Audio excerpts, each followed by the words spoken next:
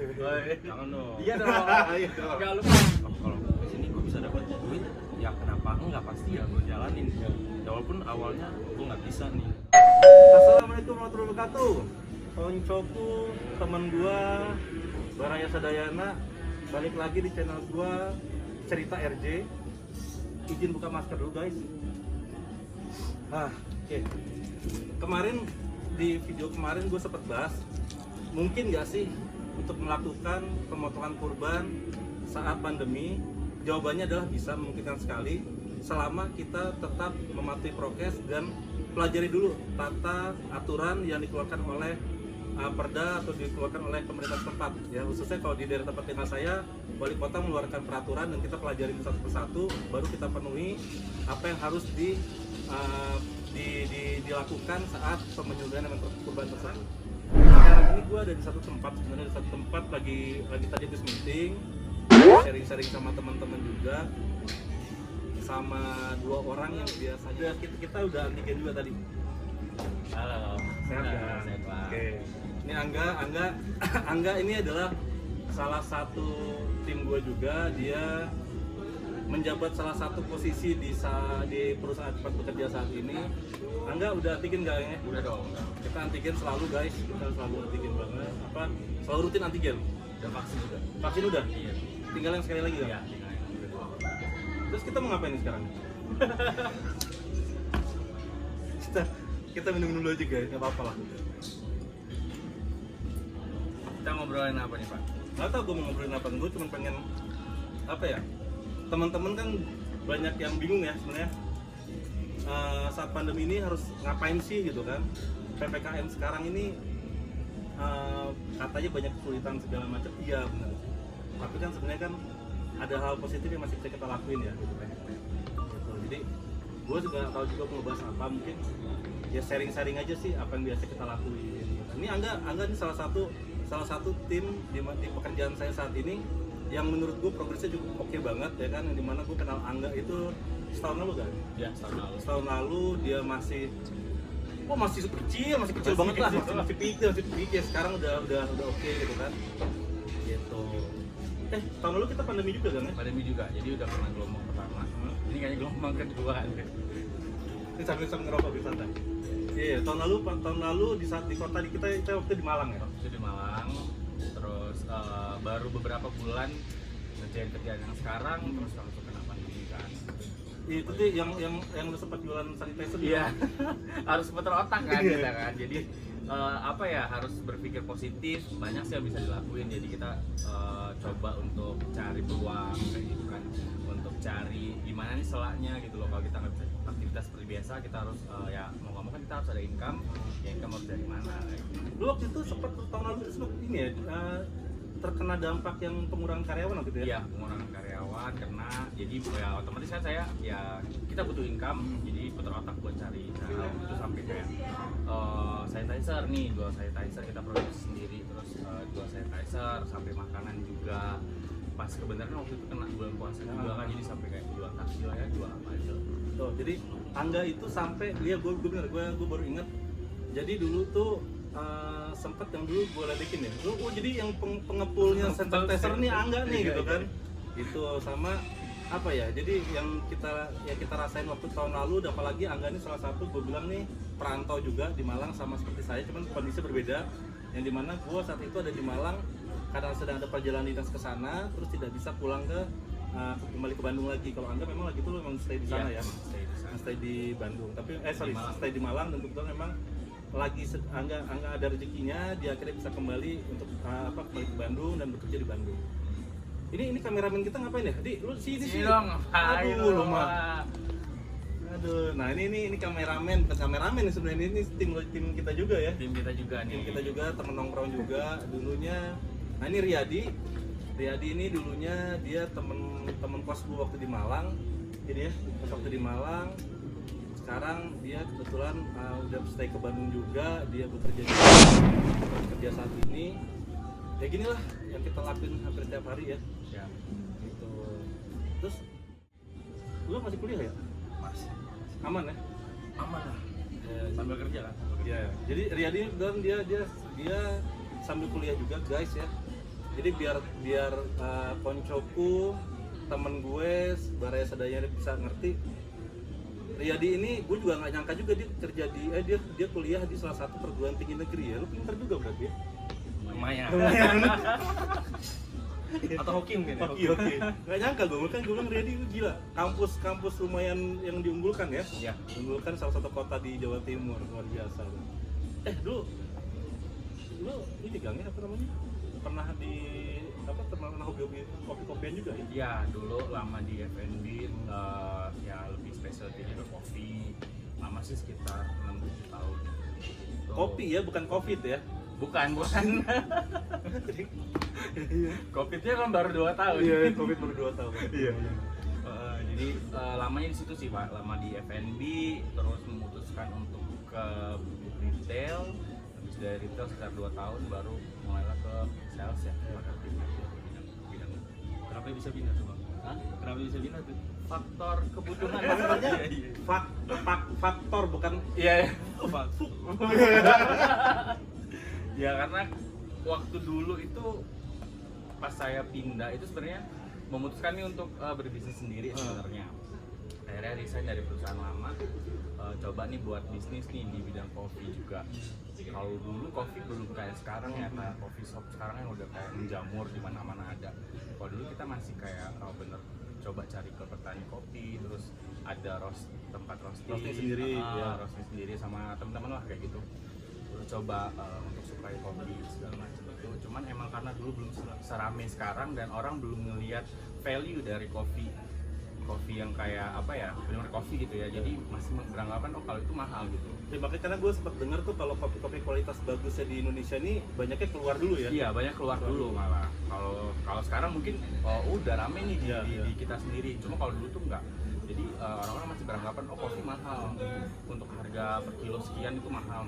Jadi sempat agak mandek lah gitu kan. Akhirnya setelah itu sekitar 1,5 tahun ya balik lagi sih karena kebutuhan kan, kita juga butuh income untuk sehari-hari dan itu waktu itu belum menutupi segala macam. Akhirnya saya memutuskan kayaknya nggak bisa nih fokus di sini doang. Akhirnya memutuskan kerja lagi lah, masuk agak pindah sih kayak bidangnya saya masuk ke retail. Terus setelah itu habis di retail kopinya ditinggalin banget nih, jadi udah nggak terlalu kepikiran kesana lagi. Iya, mungkin kalau gue lihat kenapa dulu banyak petani kopi kita ngejualnya ke keluar gitu kan. Ya. Ya mungkin karena mungkin juga ya faktor edukasi di kita yang masih kurang ya, tentang kopi banget. itu seperti apa, terus pengelolaan kopi itu yang baik seperti apa.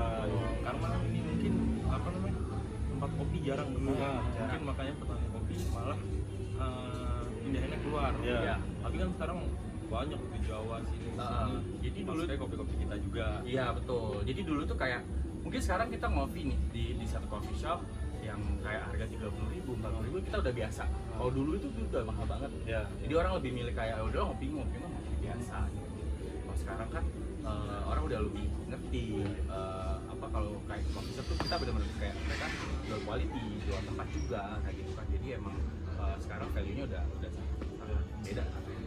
Ya apalagi yang gue lihat sekarang nih, ya khususnya kayak kita kemarin di Malang ya, kita di Malang itu kotanya gini ya guys ya, itu kotanya tuh bener-bener gue bilang gue kaget ketika gue nyampe di satu kota ya di Jawa Timur itu adalah Malang yang identik dengan banyak tempat tongkrongan ya. Yang dulu gue tahu namanya kota 1000 warung kopi itu adalah Pontianak, tapi ternyata ketika gue sampai di Malang, wih gila, itu rame banget. Itu yang di satu jalur ada beberapa kawasan-kawasan di mana tempatnya itu rapat-rapat semua gitu kan. Jadi mungkin mereka tuh nggak yang mungkin mereka punya pasar-pasarnya masing-masing, tapi semuanya yang anehnya di sana adalah semuanya ramai gitu. Tapi ceritanya berbeda ketika pandemi itu datang ya. Pandemi datang udah hancur semua. Emang efeknya ke semua bidang, ke semua aspek, ke semua orang lah. Betul. Gak cuma di kita yang mungkin sales nih sekarang lagi bergelut di bidang sales, ya di F&B juga semuanya juga punya dampaknya Sendiri ya.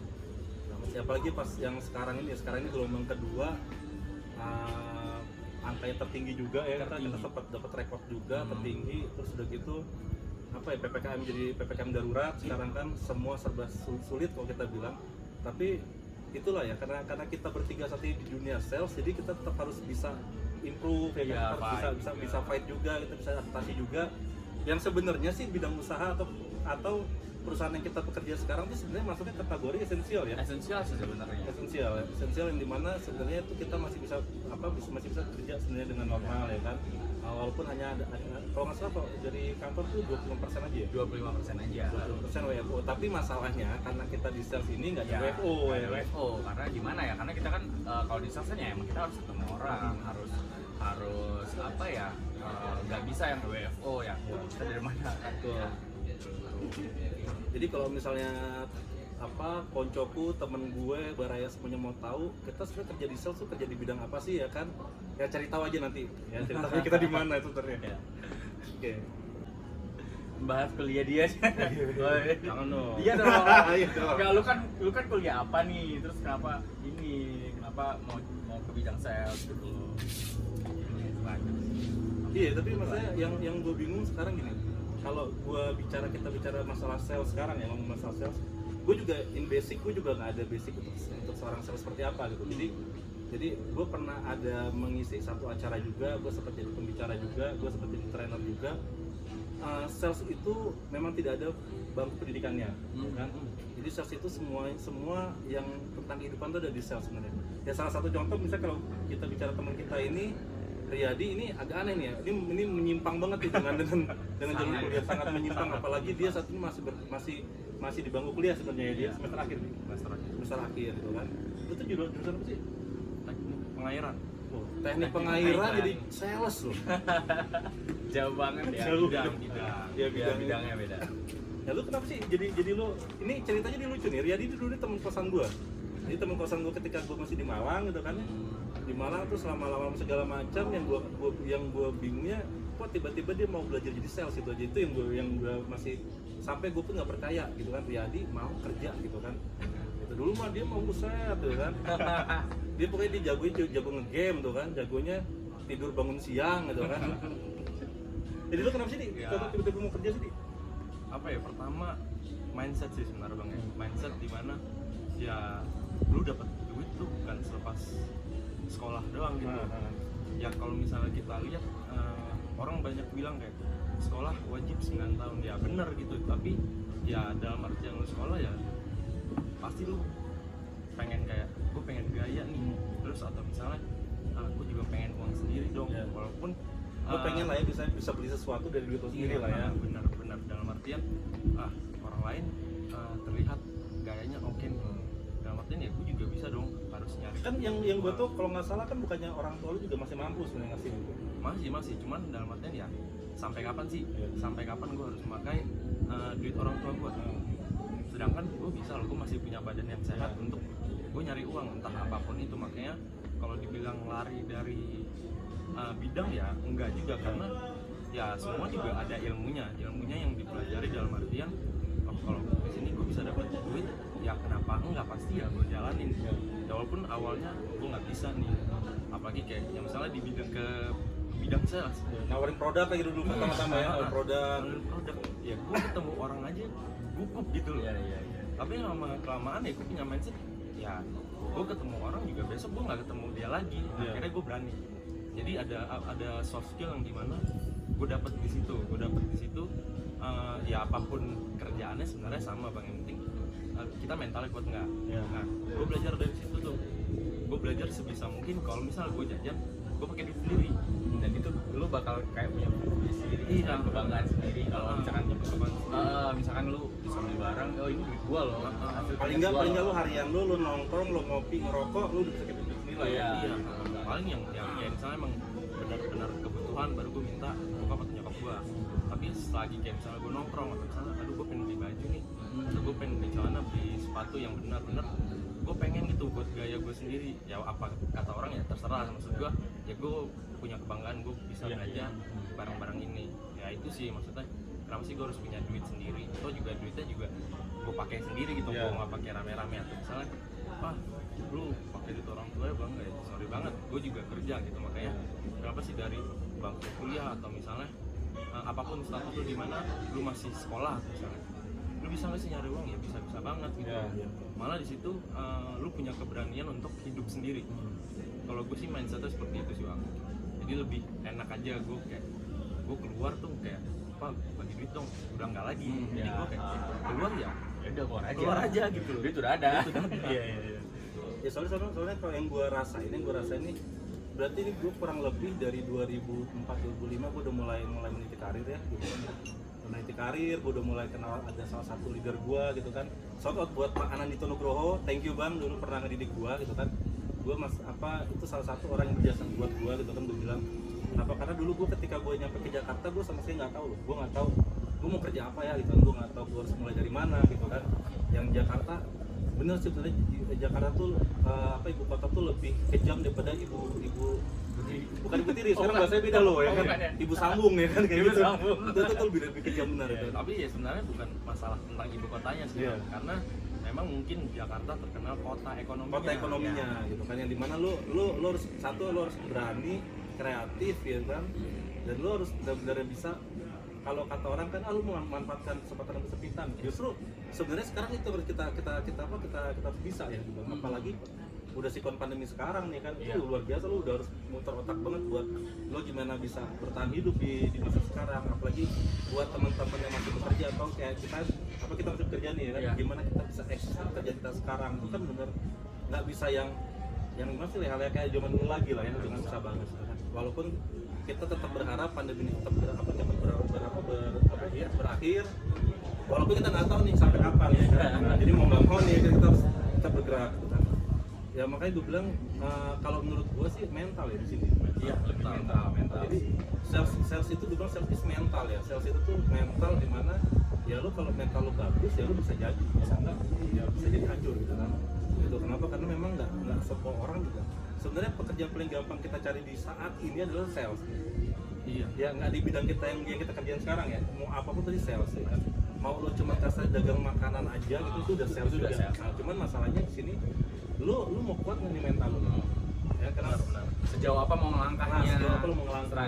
Struggle-nya mau sebatas mana? Betul. Kayak gitu kan. Apalagi kan sekarang kalau yang gue lihat dan gue baca lagi kayak di Amerika terus di negara-negara maju juga tuh udah mulai yang namanya pekerjaan tuh udah jarang tuh pekerjaan tetap tuh. Atau freelancer. Tinggal gimana lu bisa manage itu kan? Iya. Itu ujung-ujungnya sama. Justru malah sekarang kalau gue bilang, kalau gue mikir enak jadi kayak mereka ya gitu. Dia habis waktu bisa 2 minggu full segala macam, tiba-tiba uangnya bisa gede. Iya, betul. Jadi sesuai sama pemasukan sama waktu yang dia keluarin. Iya. Ya karena memang itu gue bilang, karena keadaan itu memacu kita buat punya skill. Ya, gue nggak menyalahkan masalah pendidikan Indonesia, gue nggak menyalahkan. Kenapa? Karena gue juga harus makan bangku dari SD sampai ke pendidikan sarjana gue gitu kan. Jadi mungkin memang yang perlu diperbaiki lagi di sini adalah mentalnya. Kenapa? Karena kadang gini, orang ketika lulus SMA, lulus kuliah juga kan nggak serta-merta lu bisa jadi orang. Iya. Bener nggak sih? Karena memang banyak banget cerita-cerita di mana mungkin si A, si B, si C dulunya siapa jadi apa gitu kan. Cuman tinggal gantung mental lu kayak gimana. Gitu kan. Terus sama apa ya? Sebenarnya ada nggak sih keinginan atau kalau kayak gue gini, gue sekarang memang udah masih mau 12 tahun dari sekarang gitu. Jadi gue tuh udah keinginan di mana misalnya gue pengen loh umur sekian gue bisa punya usaha sendiri, umur sekian gue bisa punya ini walaupun gue belum tahu apa gitu kan ya. Gue udah yang gitu terus gue tuh mungkin masih gini karena gini, karena kalau kita lihat masalah jujur kayak gue ya, gue sendiri sebenarnya gini, manusia itu kan kadang yang nggak pernah sadar tuh sama diri kita, kemampuan kita ya. Nah justru kenapa? Karena banyak orang yang pengen jadi si A tapi dia nggak mengukur kemampuan lu sampai mana. Nah di sini beriringnya dengan waktu gue juga akhirnya sadar nih, dan mikir, oh kalau gue tetap ngepus diri gue cuma bisa sampai sini nih kayaknya. Dan kalau gue mau ngepus lagi, gue harus apa di mana yang mungkin subclampenya ini gue udah nggak bisa lagi nih. Gue udah nggak bisa untuk bisa mengejar pendidikan S2, S3 mungkin gitu kan. Jadi gue udah mulai pikir gue mau berbisnis lah, gue mau belajar ini gitu kan. Lu berdua ada kepikiran kayak gitu kali sebenarnya? Malah tuh pikiran utama itu Bisnis? ya, karena gini kayak Ntar dulu, walaupun lu udah punya brand ya? ya Apa namanya? keluarga gue lah ada pokoknya. Bukan yang brand baju lu itu? Iya, itu. Dia udah ada brand Ya ya? makanya mindset gue satu ya, pertama ya kalau lu kerja dan penghasilan lu pakai buat kehidupan, lu mencapai satu impian tuh susah banget. Iya. Makanya malah impian kedua pertama gue tuh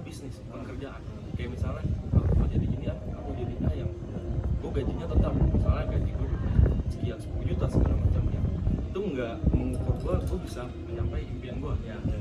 karena pada dasarnya yang pengalaman gue yang gue lihat dari orang, mereka memanfaatkan misalnya gaji ini dijadiin modal. Jadi bukan dijadiin acuan kebutuhan, Ya. jadiin modal, dia bikin bisnis. Ya. Nah, bisnis ini yang berputar, jadi duit dia kerja untuk dia. Ya. Makanya yang diutamakan kayak misalnya, lu duitnya per bulannya berapa sih, gedenya dari mana? Pasti rata-rata kebanyakan orang bilangnya pasti dari bisnis, bukan dari pekerjaan utama. Makanya bisnis itu penting. Mungkin kayak orang-orang yang mau buat usaha ya, maksud gua ya modal emang perlu, ya modal itu yang kita cari dari pekerjaan. Banyak kok kayak misalnya orang-orang artis atau misalnya artis-artis sekarang yang dulunya juga ada yang bidang sales bang. Gue pernah baca dan pernah nonton, itu dia dulunya bidang sales, tapi dia ngelakuinnya tekun dalam artian dia selalu menjadi orang yang the best, sampai akhirnya dia bisa kayak beli Lambo dan segala macamnya. Yang kalau kita pikir lu jadi sales terus lu bisa beli Lambo, caranya gimana, kan pasti jadi tanda tanya sama orang. Ya ujung-ujungnya pasti dia lari ke bisnis atau saham-saham segala macamnya. Orang nggak ngeliat kan, orang mungkin mikirnya oh dia kerja kayak gini sales atau apa, penghasilannya bisa diukur segala macam. Nah dia nggak tahu di belakang itu punya bisnis atau apa. Itu sih yang penting dalam artian ya kalau lu mau muterin duit yang banyak ya otomatis lebih keras lagi dalam muterin otak. Iya betul. Baik lagi tadi gue bilang, di masa pandemi sekarang ini kita udah effort tuh udah nggak bisa kayak sebelumnya lagi berarti ya. Jadi yang harusnya kita, yang biasa kita mikir kita mau ngapain itu cuma setengah jam, besok mau ngapain apa setengah jam, itu nggak bisa. Kayak kita udah mulai banyak berpikir terus langsung action aja udah. Action, benar. Ya. Kalau dipikirin terus nggak akan jalan-jalan. Nggak bisa, Nggak bisa jalan karena ya misalnya lu PPKM dalam artian ya lu kayak gini dibatasin, lu kayak gini dibatasin. Gimana ya? Jangan kita tabrakin sih aturannya, tapi kita buat ide sendiri yang mengikuti aturan tersebut. Ya. Ya banyak kan kayak misalnya lu mau bisnis online, ya online juga sekarang lagi basicnya online. Atau misalnya kayak aku mau buat gambar-gambar yang bisa gue dijual di online juga bisa. Ya yang selama yang maksudnya kalau lu punya bakat apa, lu punya bisa Iya, apa, salurin gitu, maksud gue salurin aja. Dalam artian gampang banget kok, lu tinggal butuh ide dan action sih paling pertama. Iya. Ya, kalau ide doang terus nggak dikembangin ya sampai kelar PPKM juga nggak akan dikerjain. Sampai kelar corona juga nggak akan bisa. Nggak akan bisa. Jadi sekarang tuh kita udah mulai mikir gini guys, kita udah mulai mikirin, lu udah nggak bisa lagi mikirin bulan depan itu lu mau makan apa, di bulan depan tuh lu mau beli belanja apa tuh udah nggak bisa lagi. Yang kita harus mikirin masa depan lu mau ngapain. Benar. Kan jadi benar-benar yang sekarang, dan itu pun kepikiran karena gini, karena gue kan berkeluarga dan gue punya 2 anak gitu kan. Itu yang gue pikirin, anak gue nih sekarang kondisi pandemi nih, sekolah gimana segala macam, kan benar-benar yang gila ya. Nanti anak gue yang gue khawatirkan adalah mentalnya. Kenapa? Karena sekarang kan banyaknya daring atau gimana segala macam. Nah, mentalnya gimana nih ketika dia nanti ketemu orang. Betul. Kenapa? Karena gue pun ngerasain itu, mungkin orang banyak pikir gini, wah enak ya gitu kan jadi si ini begini gitu, tapi dia belum tentu bisa melewati proses yang dilakukan. Iya. Ya kan? Gue di sini nggak ngomong gue ini udah hebat enggak, tapi di sini gue ngomong gue alhamdulillah bersyukur gue masih jauh lebih baik dibandingkan mungkin di 2004 atau 2005 gitu kan, yang amit-amit banget gue tuh nggak mau lagi kejadian seperti itu. Ya, itu jauh banget gitu kan. Jadi kalau makanya gue sih selalu makanya kalau gue sharing mereka berdua sama teman-teman yang lain juga, yang kita lakukan adalah bersyukur action. Karena banyak banget di luar sana yang orang-orang masih kurang bersyukur gitu. Karena ya pribadi orang juga beda-beda. Misalnya ya gue juga contohnya gue beda nih, dalam artian setiap harinya orang mikir gue ntar di sekian gue ngapain ya nih, terus apa sih yang udah gue capai. Nah, kalau gue secara action gue besok gue harus ngapain ya. Jadi orang banyak mikir gue kayak tahun depan harus jadi ini, ya itu masih bisa gue kejar besok atau masih bisa gue kejar lusa. Tapi gue berpikiran kalau misalnya gue pikirin itu untuk besok, berarti kan hari ini gue udah kerjain tuh ya. Nah makanya gue harus mepet waktu ya, maksudnya ya selagi masih muda juga ya. Kalau lu buang-buang waktu cuman buat ya gitu-gitu doang ya sayang. Umur tua lu untuk belajar tuh udah menurut gue sendiri udah capek, karena ya gue ngerasain ya kayak sekolah aja di umur tua tuh capek banget. Itu bukan urusan sekolah ya, sekolah maksud gue ya penting dalam artian, tapi ya semakin umur lu tua ya batasan tenaga lu ya semakin menipis lah. Itu sih lebih penting. Jadi ya kayak lu harus cari tahu nih lu itu kayak gimana. Pertama, supaya lu ngerti dengan kondisi diri lu sendiri, jati diri lu lah misalnya. Oh gue harus kayak gini dengan apa ya? Lu baca-baca aja maksudnya. Oh gue punya teman kayak gini, dia punya masalah ini itu ya. Bukan kita harus ngikutin dia, tapi kita pelajari dari permasalahan yang dia terima gitu. Yeah. Itu menjadikan mental kita lebih kuat juga sih sebenarnya. Kita harus ngerjain apa, kita harus berpikiran ke depannya seperti apa. Oh besok kita harus mulai. Sama ini kali ya, sama apa? Sosialisasi. Sosialisasi penting. Sosialisasi penting banget. Kenapa? Karena menurut gua mental kita itu jadi sosialisasi kita. Jadi hubungan kita sama manusia itu benar penting banget. Jadi lo ketemu siapa, usahain pokoknya gue dari dulu sampai sekarang tuh gue gak pernah milih teman. Sebenarnya gue gak pernah milih teman, gue mau bergaul dengan siapa aja gitu kan. Walaupun memang di usia gue sekarang nih, gue udah mulai milih nih. Iya, circle-nya. Iya, circle-nya udah gue mulai kecilin gitu kan. Kenapa? Karena mungkin gue udah, mungkin karena gue lahir lebih dulu daripada teman-teman daripada lu berdua, jadi gue tuh udah mulai milih ini mana yang bukan menguntungkan ya, tapi mana yang baik buat gue. Iya. Baik buat nanti keluarga gue, karena gue juga udah nggak bisa kayak zaman dulu lagi ya, yang gue harus wah enak mau kemana Iya, udah nggak bisa lagi kan. Gue juga ngerasa dalam artian dulu waktu gue awal-awal sekolah misalnya, jadi temen gue banyak banget, circle gue banyak banget. Iya. Tapi makin gue kesini tuh orang-orang udah punya kesibukan masing-masing. Dalam artian ya gue berarti harus memfilter itu kan. Dalam artian sekarang gue hanya butuh teman yang benar-benar bisa menguntungkan gue dan menguntungkan dia. Betul. Karena apa ya, ntar lu tua nanti juga yang lu butuhin bukan teman-teman lu main, Iya. tapi yang bisa satu koneksi sama lu dan lu bisa lo bareng-bareng naik ke atas. Iya. Itu makanya ya kalau gue bilang temen gue ya hampir nggak ada gitu. Dalam artian untuk teman-teman sehari-hari ya, untuk temen ya itu nggak ada. Tapi kalau misalnya rekan atau partner itu ada. Nah itu sih yang paling penting, jadi bisa membedakan teman itu yang seperti apa. Mungkin teman kalau gue nongkrong, gue udah temen nih, sekarang gue udah jarang nongkrong, malah ya nongkrongnya bareng partner kerja. Baik-baiknya seperti itu, karena ya untuk menguntungkan ya kita juga Lebih bermanfaat. realistis. Iya, bermanfaat lah ya. Nah, jadi bukan sekedar kayak kita nongkrong doang, hai gitu doang gitu, tapi nggak ada yang diobrolin apa gitu. Jadi ada karya bisa kita kan, ada ide-ide baru. Betul, gitu. Terus untuk kalau misalnya karena kita satu pekerjaan, jadi ada solusi untuk pekerjaan kita nanti seperti apa, ada sharing untuk pekerjaan kita seperti apa. Jadi sebenarnya ya itu sih gue bilang yang penting satu target itu harus ya. Iya, harus banget. Karena kalau nggak udah Udah. udah langsung. Udah. Kayak cuma-cuma doang gitu, waktunya buang buat cuma nongkrong doang atau apa doang. Terus sebenarnya kalau menurut saya kita harus punya target sih. Kalau saya sendiri target ini tahun ini ya jujur saya orang yang apa ya, orangnya berpikir segala sesuatu harus cuan.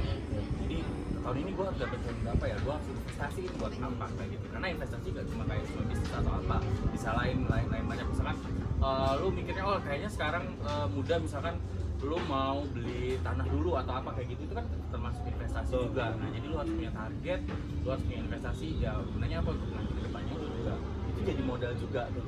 Ya karena kalau dulu istilah dulu kan mungkin era orang-orang di sebelum gua ya gitu kan, ada istilah apa, life begin in 14 ya. Jadi Ya, kita iya. mulai dari umur 40 tahun. Betul. Nah kayaknya kalau udah era milenial sekarang udah nggak bisa tuh. Nggak bisa. Ya mungkin sekarang tuh udah life begin in 13 lah gitu Iya. kan. Lu umur 30 udah harus jadi apa? Iya. Umur 30 lo udah harus bisa punya karya apa gitu kan. Gitu. Balik lagi gue bilang kuncinya cuma satu sih, mental. Iya. Mental, karena banyak orang mau maju, banyak orang pengen punya duit, banyak orang pengen kerja, tapi mentalnya nggak ada. Iya, makanya nggak ada. Dan itu yang gue bilang gini, itu yang gue bilang balik lagi gue nggak menyalahi pendidikan di kita, tapi yang gue bilang adalah apa, karena saat ini kita hanya cuma dilihat dari nilai-nilai. Iya, dari nilai doang, tapi kayak soft skillnya kita nggak dilihat. Betul, ya kan, jadi lu tuh bener lu nggak diasah skill lu bisa jadi apa. Iya. Terus kayak lu nggak diasah lagi misalnya mentality lu di kehidupan seperti apa. Jadi nilai-nilai normal itu yang harusnya kita udah mulai bisa nih, karena itu sih sebenarnya functionnya apa dengan pekerjaan kita sekarang nih di sales. Kenapa sih gue selalu bilang enggak, gue bilang di lo weekly briefing ya, lo coaching klinik ya gitu kan. Ini ada istilah nih kayak briefing biasa, briefing mingguan, coaching klinik nih. Ya coaching klinik kan kita kan kayak dokternya ya, kayak dokternya lo ada masalah apa sih ya, sharing sama gue. Nah kan itu kenapa tuh udah itu lo ada misalnya di mana lo ada namanya reward and punishment gitu kan. Nah itu buat apa? Itu untuk kita bisa mendidik mental mental teman-teman kita semua nih gitu kan. Kenapa? Karena balik lagi pekerjaan yang paling mulia itu adalah pekerjaan membantu orang. Makanya gue tuh dari dulu tuh menyiapkan setiap gue bekerja dimanapun gue mau ngebantu orang. Stay tune terus di cerita RJ. Thank you guys. Thank you guys.